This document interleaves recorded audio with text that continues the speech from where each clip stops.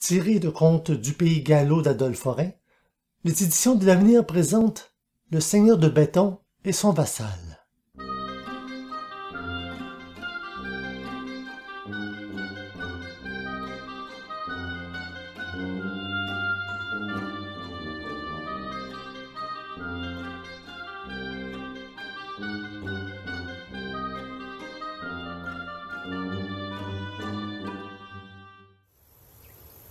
Un jour de juin, que Jehanne de Saint-Gilles, seigneur de Béton, était à surveiller ses vassaux occupés à faucher le foin des prairies sur le bord de l'île, au pied de son château, il remarqua que l'un d'eux travaillait mollement.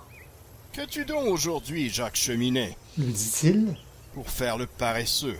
Monseigneur ?» répondit l'ouvrier. « Je travaille autant qu'un autre. Si je vais plus doucement, je ne m'arrête jamais. » Voilà bien des paroles. Si vous vouliez me permettre de dire encore un mot, je vous proposerais un pari. Quel pari?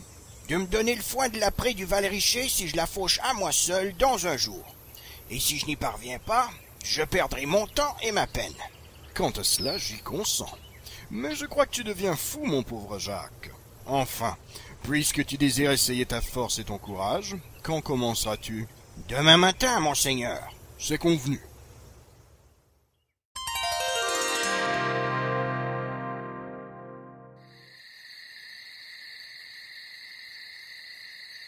Dès 2 heures du matin, Jacques Cheminet était à la besogne. Aussi, quand vers 9 heures, Jehanne de Saint-Gilles ouvrit la fenêtre de sa chambre, fut-il surpris de voir une grande partie du foin de la prairie du Val-Richer étendue en veilloche. « Peste! Comme il y va, pensa-t-il en lui-même, il est capable de gagner son pari. » Le seigneur de Béton avait eu la veille la visite de son médecin qui, l'ayant trouvé indisposé, lui avait prescrit une purgation pour le lendemain matin. Jehanne, se sentant mieux, ne jugea pas à propos de se conformer à la prescription du docteur et imagina de jouer un tour au faucheur. Il versa la médecine qu'il devait prendre dans un verre de vin, appela un domestique et lui dit d'aller immédiatement porter ce vin à Jacques Cheminet. Celui-ci, ne se doutant de rien, avala d'un trait la boisson qu'on lui offrait et continua son travail.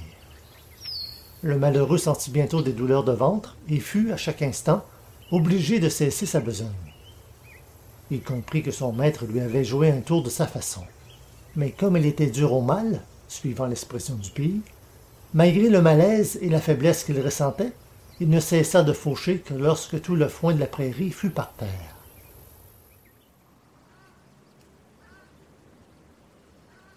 Le soir, Jehanne de Saint-Gilles reconnut avoir perdu et son foin et sa purgation.